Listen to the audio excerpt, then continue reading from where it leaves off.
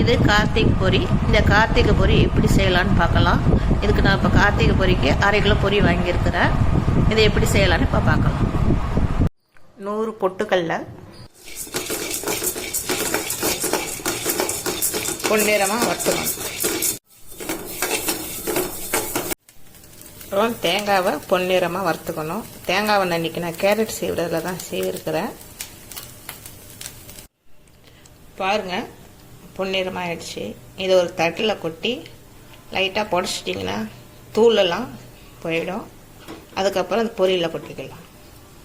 இன்றைக்கி நான் 1/2 கிலோ பொரிக்கு 50 எள்ளு, 100 பொட்டுக்கல்ல, 1/2 மூடி தேங்காய், இதோட ஏலக்காய் பொடி போட்டுருக்கோம். இது 3ஐயும் நல்லா கலக்கி விட்டுக்கணும்.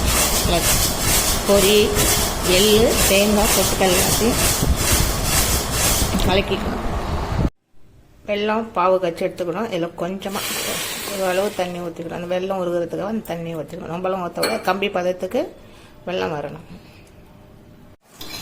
பாவு நல்லா ஒரு கம்பி பதத்துக்கு வர மாதிரி நல்லா காய்ச்சணும்.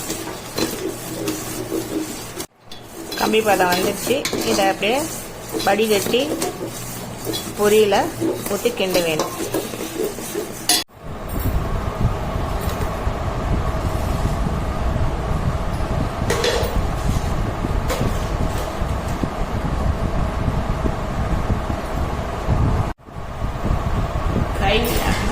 கிண்டிகிட்டே இருக்கணும். அப்போ தான் பொரி ஒன்றோட ஒன்று ஒட்டாமல் வரும். இல்லைன்னா பாவு ஒரு இடத்துல தங்கி அப்படியே கட்டி பிடிச்சிக்கிறேன் பொரி. இப்போ பாருங்க, எல்லாம் பொரியெல்லாம் ஒன்றும் ஒட்டாமல் கொல கொலன்னு இருப்பாரு. கொல கொலன்னு அப்படியே கொல கொலன்னு இருப்பாரு.